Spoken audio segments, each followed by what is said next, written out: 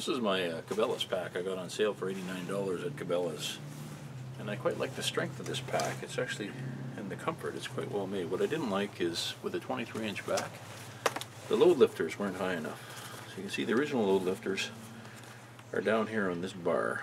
There's nothing I could do about that. I can adjust the frame up high enough, but then the load lifters were actually level with my neck, level with my back.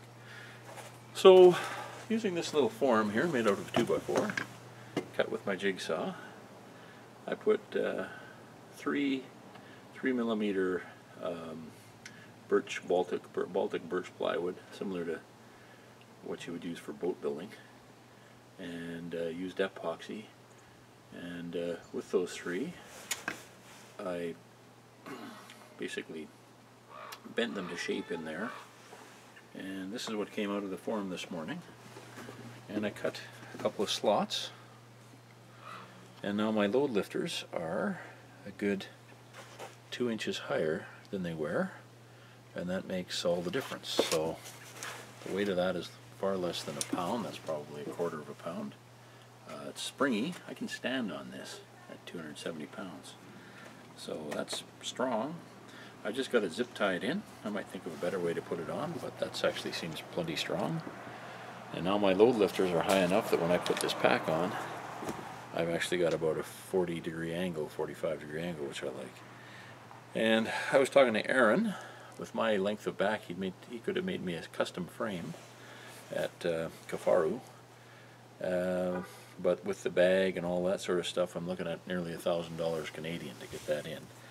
And that cost me, I don't know, I had the plywood, so that cost me about $2 worth of epoxy.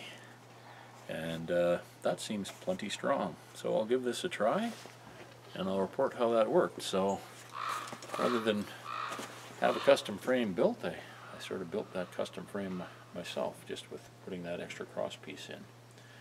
So far so good. I loaded it up with some weight this morning, and it seems to work pretty good. So I'll keep you apprised of how this works. It's bendy. I think this will last forever. Thanks. It's a jig made by 2x4.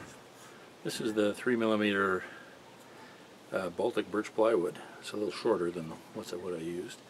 You can see that you can press that down.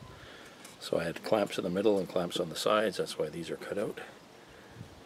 And then I simply used fiberglass epoxy thickened with some thickening agent.